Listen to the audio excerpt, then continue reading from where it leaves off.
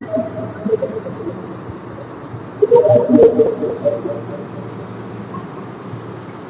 الله الرحمن الرحيم. الحمد لله نحمده ونستعينه ونستغفره ونؤمن به ونتوكل عليه ونعوذ بالله من شرور أنفسنا ومن سيئات أعمالنا. من يهده الله فلا مضل له ومن يضلل فلا هادي له. ونشهد أن لا إله إلا الله وحده لا شريك له. ونشهد أن سيدنا وسندنا وحبيبنا وإمامنا ومولانا محمدا عبده ورسوله صلى الله عليه وعلى آله وصحبه وبارك وسلم تسليما كثيرا كثيرا. أما بعد فأعوذ بالله من الشيطان الرجيم. بسم الله الرحمن الرحيم. وإذ يمكر بك الذين كفروا ليثبتوك أو يقتلوك أو يخرجوك ويمكرون ويمكر الله والله خير الماكرين.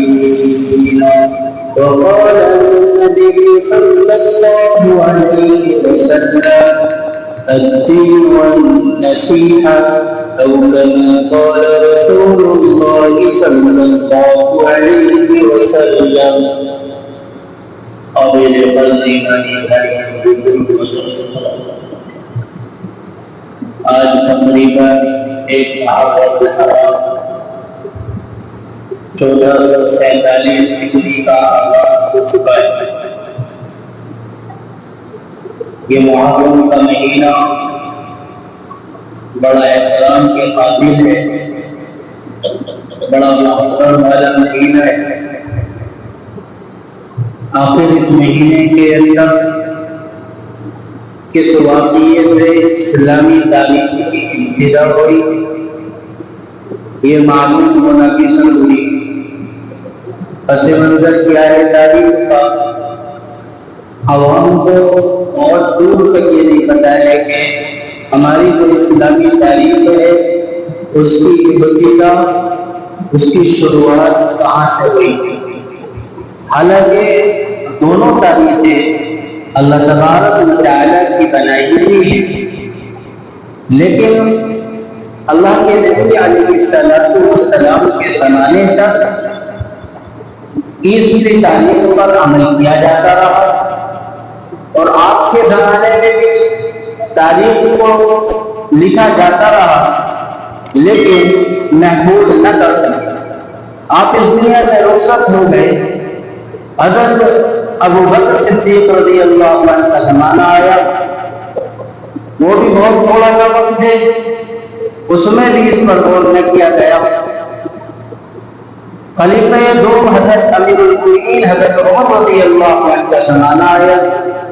آپ کے زمانے میں اس پر توجہ دی گئی اور سوچا گیا کہ بھی کوئی نہ کوئی ہماری تاریخ محفوظ ہونی چاہیے، کوئی نہ کوئی اسلامی کیلنڈر کے اعتبار سے تاریخ اور مہینہ متعین ہونا چاہیے، کیونکہ مہینہ تو اللہ تبارک و تعالی نے جب سے اس دنیا کو بنایا ہے، آسمان و زمین کو پیدا کیا ہے، اسی وقت پیدا کر دیے اور بنا دیے، اور اس کا ذکر قرآن مقدس میں بھی ملتا ہے. بہرحال اس تاریخ کے پس منظر میں معلوم ہوتا ہے کہ جب اس کی ابتدا ہوئی ہے اور پھر کس واقعے سے ہوئی، وہ کون سا واقعہ ہے؟ مشورہ بٹھایا گیا، صحابہ کی جماعت کو بٹھایا گیا، مشورہ کیا گیا کہ بھئی اسلامی تاریخ کا آغاز کون سے مہینے کی تاریخ سے ہو. رائے آئی کہ بھئی اللہ کے نبی علیہ السلام اس دنیا کے اندر جس وقت آئے ہیں، پیدا ہوئے ہیں، آپ کی پیدائش کا دن اس مہینے کی اسٹارٹنگ ہو جائے، تاریخ رکھی جائے، اسلامی کیلنڈر میں شمار کیا جائے، بہرحال اس رائے کو قابل قبول نہ کیا گیا۔ دوسری رائے آئی کہ ابھی اللہ کے نبی علیہ السلام اس دنیا سے جب رخصت ہوئے ہیں، آپ کی وفات ہوئی ہے، اس دن کو اسلامی تاریخ کی ابتدا ہو۔ یہ بھی رائے نہ قبول ہو سکی۔ تیسری رائے آئی کہ اللہ کے نبی علیہ السلام کو جس دن نبوت سے سرفرازہ گیا،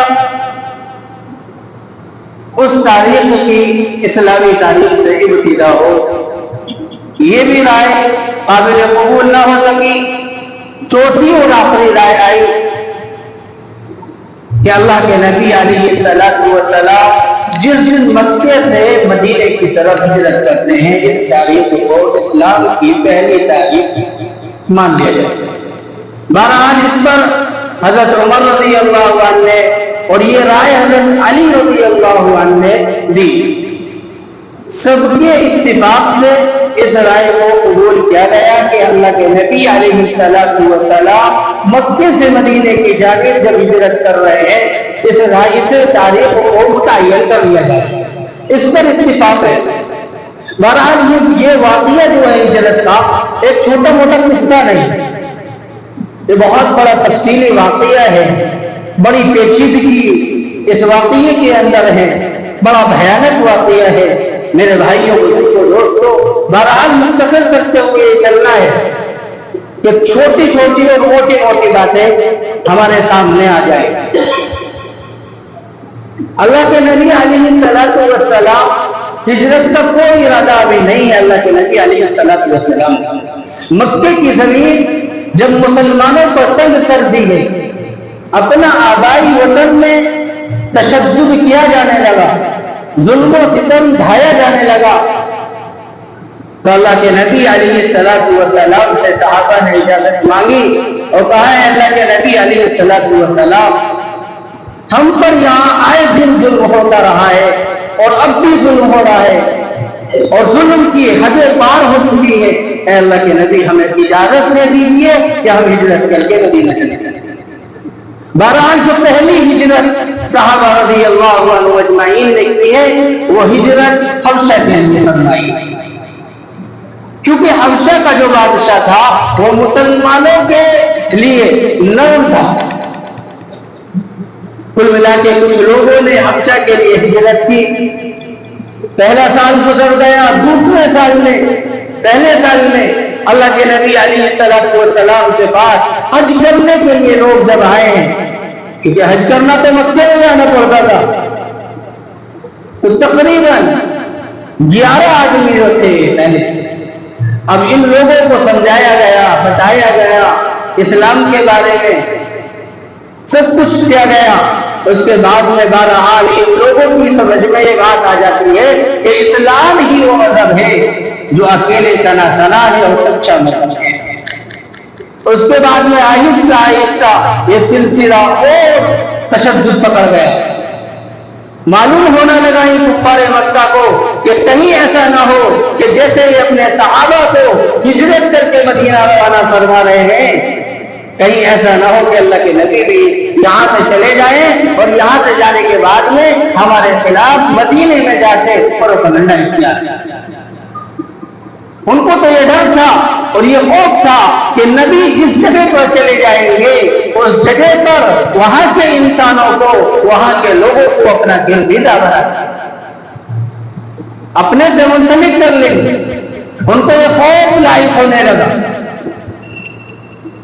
بہرحال جب یہ سلسلہ چلا، چلتے چلتے انہوں نے جو کفار مکہ کا جو گھٹا ہے، انہوں نے ایک اپنی میٹنگ بلائی، دارالندوہ کے اندر میٹنگ کو قائم کیا گیا، بلایا گیا۔ اس میں کافی لوگ بیٹھے، ہر قبیلے سے ایک انسان آیا، اس کے بعد میں رائے مانگی اور کہنے لگے کہ اللہ کے نبی علیہ السلام اگر یہاں سے چلے گئے تو ہمارا تو بہت بڑا نقصان ہو جائے گا. ہم جن لوگوں پر ظلم کرتے تھے، تشدد کرتے تھے، وہ ہمارے ہاتھ سے نکل جائیں گے اور دین اسلام کے اندر داخل ہو جائیں گے. کچھ نہ کچھ اس پر کرا جائے. جب میٹنگ بلائی گئی تو ایک صاحب نے رائے دی.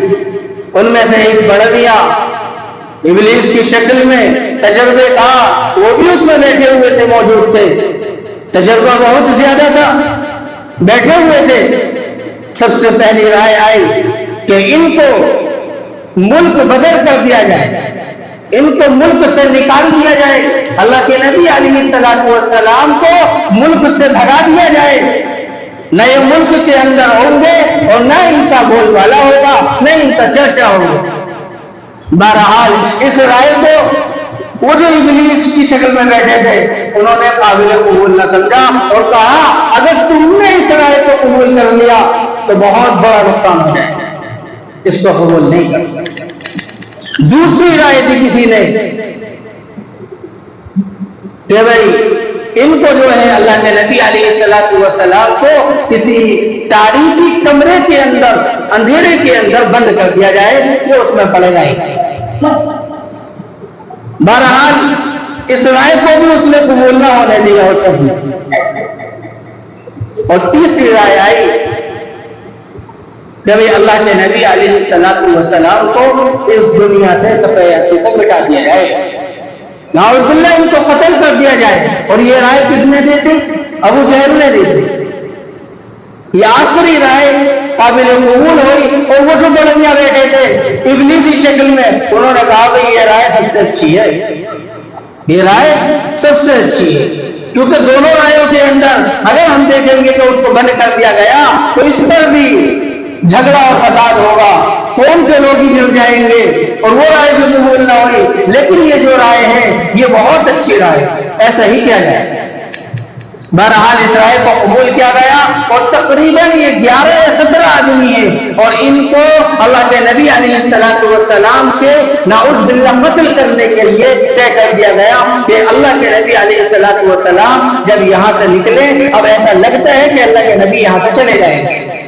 جب آہستہ آہستہ 1-2 جماعتیں 3 جماعتیں مدینہ پہنچ گئی تو ان کو بہت شک لاحق ہوا کہ کہیں ایسا نہ ہو کہ اب یہاں سے اللہ کے نبی بھی نکل جائے. تو یہ آخری رائے ابو جہل نے دی اور ابو جہل کی رائے پر عمل کیا گیا کہ 11 آدمیوں کو اسلحوں کے ساتھ میں تیار کرنے کے بعد میں اللہ کے نبی علیہ السلام کا گھر جہاں سے اللہ کے نبی کو نکلنا تھا وہاں پر لگا دیا گیا. پہرا دے پوری رات ہو گئی اور یہاں اپنے بستر پر اللہ کے نبی علیہ السلام نے حضرت علی رضی اللہ عنہ کو آرام کرنے کے لیے لٹایا. بہرحال یہاں سے جب نکلے اور وہاں پہرا دے رہے ہیں، اللہ کے نبی علیہ السلام آخری پہر ہے، رات کا وقت ہے، بالکل اندھیرا ہے. اللہ کے نبی علیہ السلام کو، میرے بھائیوں بزرگوں دوستوں، اس واقعے کا اور ان باتوں کا جبرائیل علیہ السلام کے ذریعے سے اللہ کے نبی کو تمام واقعی کی خبر دیتی تھی کہ ایسا ایسا منصوبہ تمہارے خلاف ان لوگوں نے کیا ہے. بہرحال یہ لوگ وہاں پہنچے پہرا دے رہے ہیں. اللہ کے نبی علیہ السلام یہاں سے نکل تھوڑی سی مٹی لی اور مٹی ان کے اوپر ڈالتے ہوئے پیارے نبی علیہ السلام یہاں سے نکل گئے. جیسے ہی صبح کی روشنی سی ہوئی تو ایک شخص نیچے درمیان میں آیا اور آنے کے بعد میں پوچھا بھی کیسے کھڑے ہو یہاں، کیا منظر ہے؟ کہنے لگے نبی علیہ السلام کو قتل کرنا ہے یا جس کے تم انتظار میں ہو تم اپنی عقلوں پر ماتم کرو. وہ تو یہاں سے کب کا چلا گیا. اب یہ ادھر آدھر جھانکنے لگے اور جھانک کے اس کمرے میں بھی دیکھا، اس جگہ پر بھی دیکھا جس جگہ اللہ کے نبی علیہ السلام لیٹے تھے، آرام فرما رہے تھے. بہرحال جب انہوں نے وہاں دیکھا اور یقین ان لوگوں کو نہیں آیا تو انہوں نے وہاں جھانک کر دیکھا کہ یہاں تو آرام کر رہے ہیں اللہ کے نبی، یہاں تو موجود ہے. ان کو معلوم نہیں تھا. بہرحال جب اللہ تبارک و تعالی اپنے بندے سے اور ظلم کو بتانا چاہتا ہے تو میرے بھائیوں بزرگوں دوستوں اس کی حکمت ہے وہ کس انداز سے آنکھیں ہماری کھلی ہوئی ہیں لیکن کھلی ہوئی آنکھوں کے باوجود ہم اللہ کے نبی کو گزرتا ہوا نہ دیکھ پائے، یہ اللہ کی قدرت کی نشانی ہے۔ اللہ جس حال میں چاہے اور جیسے چاہے اور جو چاہے کر سکتا ہے، ہم اس کا انکار نہیں کر سکتے۔ بہرحال اللہ کے نبی علیہ السلام یہاں سے نکلتے ہیں اور نکلنے کے بعد میں حضرت ابو بکر صدیق رضی اللہ عنہ کو لیتے ہیں۔ حضرت ابو بکر صدیق رضی اللہ عنہ کو لینے کے بعد میں آپ لوگوں نے وہ مقام دیکھا ہوگا جو سب سے پہلا مقام ہے جس پر آپ ہجرت کے وقت گئے ہیں اور اس مقام پر آرام فرمایا ہے، اس کو غار ثور کے نام سے جانتے ہیں۔ کیسا بھیانک منظر ہے اور کیسی مشقت کی جگہ ہے۔ بہرحال اللہ کے نبی علیہ السلام جا رہے ہیں اور جاتے جاتے اللہ کے نبی علیہ السلام کے آگے حضرت ابو بکر ہیں اور کہہ رہے ہیں اے اللہ کے نبی علیہ السلام آپ کو کانٹا نہ لگ جائے، آپ کو کوئی تکلیف نہ ہو جائے، آپ کو کوئی موذی جانور ڈس نہ لے، اس وجہ سے اللہ کے نبی علیہ السلام کے آگے آگے چلتے ہیں۔ ایک وقت ایسا بھی آیا کہ اللہ کے نبی علیہ السلام کو اپنے کاندھوں پر بٹھا لیا، اللہ کے نبی کو آپ لے کر چل رہے ہیں، پتھریلی زمین ہے، کون سے لہو لہان ہے۔ غار ثور میں پہنچتے ہیں، جیسے ہی غار ثور میں پہنچتے ہیں اللہ کے نبی علیہ السلام کو باہر کھڑا کر دیتے ہیں۔ ابو بکر صدیق رضی اللہ عنہ اندر داخل ہوتے ہیں اور داخل ہونے کے بعد میں اس کمرے کی غار ثور کی صفائی کرتے ہیں اور جو آپ نے تہمت پہن رکھا تھا میرے بھائیوں بزرگوں دوستوں اس کی تہمت پھاڑتے ہیں اور سارے سوراخوں کو بند کر دیا جاتا ہے، سارے سوراخوں کو بند کر دیا جاتا ہے۔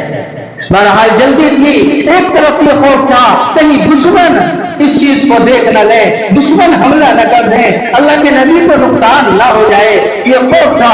دوسری طرف یہ ڈر بھی تھا اللہ کے نبی علیہ السلام تھکے ہوئے ہیں، پیارے نبی علیہ السلام مشقت میں ہیں، آپ صلی اللہ علیہ وسلم کو اس وجہ سے صفائی کرنے کی ضرورت ہے حضرت ابو بکر کو کہیں ایسا نہ ہو کہ کوئی موذی جانور اندر کمرے کے اندر موجود ہو اور وہ آپ کو تکلیف دے۔ بہرحال حضرت ابو بکر صدیق نے صفائی کی اور سارے سوراخوں کے اندر اپنی لنگی کے وہ پیوند لگائے، ان کو سوراخوں کے اندر داخل کر دیا، سوراخ سب بند کر دیے، لیکن جلدی میں یہ ڈر کی وجہ سے اور خوف کی وجہ سے کہیں دشمن نہ دیکھ لے، دشمن کو پتہ نہ چل جا، اللہ کے نبی علیہ السلام کو اندر داخل کیا۔ ایک سوراخ رہ گیا، ایک سوراخ رہ گیا، اللہ کے نبی علیہ السلام لیٹ گئے، آرام فرما رہے ہیں، تھوڑی دیر آرام فرمانے لگے، آپ کو نیند آ گئی۔ اللہ کے نبی علیہ السلام کی ران حضرت ابو بکر صدیق کی ران پر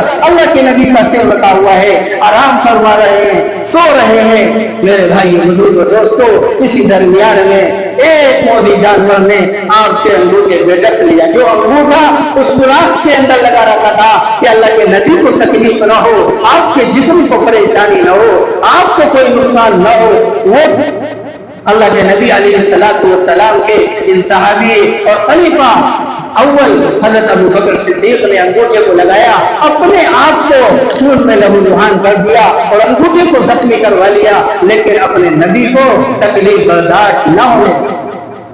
بہرحال اللہ کے نبی علیہ السلام کی اسی درمیان میں آنکھ کھل جاتی ہے، حضرت ابو بکر کی آنکھوں سے آنسو جاری ہیں، آپ کے سینے پہ گرتے ہیں۔ اللہ کے نبی کی جیسا ہی آنکھ کھلی، پوچھا کیا ہوا،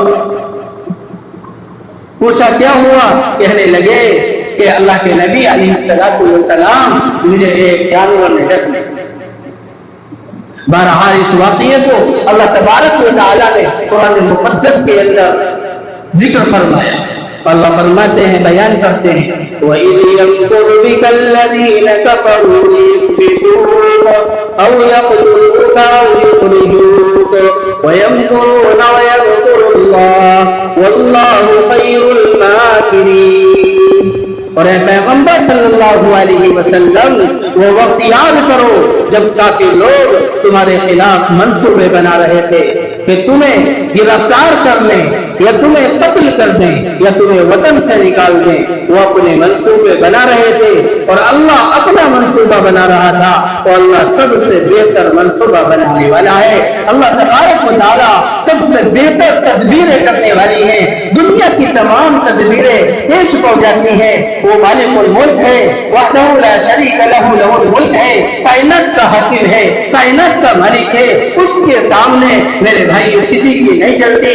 یہ تمام دنیا کی تو جو انسان ہے وہ آیا ہے, وہ غلام ہے. وہ انسان, تمام دنیا کے انسان اللہ تبارک و تعالیٰ کے محتاج ہیں, ہر چیز میں محتاج ہے, چاہے وہ دنیا کے اعتبار سے ہو یا اخروی زندگی کے اعتبار سے ہو. اگر دنیا اس کو چاہیے تب بھی اللہ کا محتاج ہے, اور اخروی زندگی کا اگر کوئی نعمت چاہیے تب بھی اس میں بھی اللہ کا محتاج ہے. بہرحال معلوم یہ ہوتا ہے یہ مقدس مہینہ, یہ بابرکت مہینہ میرے بھائیوں یہ بتانے کے لیے آیا کہ تم نے ایک سال 2000 یعنی 1446 آپ نے اپنی زندگی گناہوں میں گزار دی, نافرمانیوں میں گزار دی, اللہ تبارک و تعالیٰ کی حدود میں گزار دی, اللہ کی نافرمانی میں گزار دی ہے. اب یہ 1446 کا مہینہ شروع ہوا ہے, سال شروع ہوا ہے. آپ کو چاہیے کہ آپ اس مہینے کی قدر کریں اور ایک ایک لمحے کی, ایک ایک مہینے کی, ایک ایک دن کی قدر کریں کہ اس مہینے کے اندر, اس سال کے اندر اب ہم گناہ نہیں کریں گے, اب ہم نافرمانی نہیں کریں گے, اب ہم نمازیں نہیں چھوڑیں گے. یہ مہینے اور یہ سالوں کا عدلنا بدلنا, مہینوں کا آنا, دنوں کا ختم ہونا, رات سے دن کا بدلنا اور دن سے رات کا بدلنا یہ سبب دیتا ہے, یہ بتاتا ہے کہ ہمیں اپنے اندر تبدیلی لانی ہوگی. ہم اپنے آپ کو بدلیں, ہم اپنی زندگی کے رخ کو کس طرف لے کر جا رہے ہیں, نبی سے بھی ہٹ کر ہے, صحابہ سے بھی ہٹ کر ہے. ہماری زندگی کیا واقعی اسلام کے مطابق ہم مسلمان ہونے کے اور کہلانے کے لائق ہے؟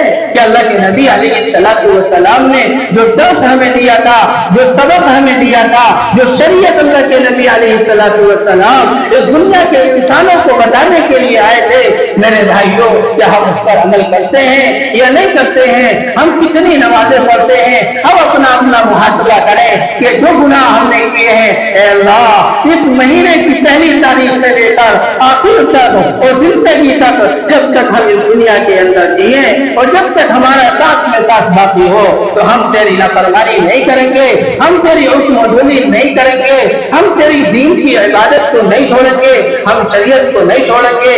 میرے بھائیوں یہ انسانوں کا جو مجموعہ ہے اور پوری دنیا کے انسان اس بات سے سبق لیں کہ اللہ تبارک و تعالیٰ نے جب انسان کو پیدا کرتا ہے اللہ تبارک و تعالیٰ تو انسان کو یہ بتا دیتا ہے کہ اب جب تک تو آسمان کے نیچے, زمین کے اوپر, اس زمین پر, اس دھرتی پر اپنے سانس کا سانس لیتا رہے گا تو سمجھ لیجیے گا, اور جب تک تو قیامت تک یعنی جب تک تیرے سانس میں سانس باقی رہے گا, تیری موت کا وقت آئے گا, جب تک تو امتحان سے گزرے گا, پہلے دن سے تیرا امتحان شروع ہو جائے گا, اور جب قبر کے گھڑے میں جائے گا امتحان ختم ہو جائے گا. جب کامیاب ہوتا جائے گا, اچھے اعمال کرتے جائے گا, نیک کام کرتے جائے گا تو تجھے اس گھڑے کے اندر سکون ملے گا. اور اگر تو اس گھڑے کے اندر ایسے ہی بدعمالیاں کر کے چلا گیا, نافرمانیاں کر کے چلا گیا تو یاد رکھیے گا اس دنیا کے اندر بھی ناکام ہوتا جائے گا اور اس گھڑے کے اندر بھی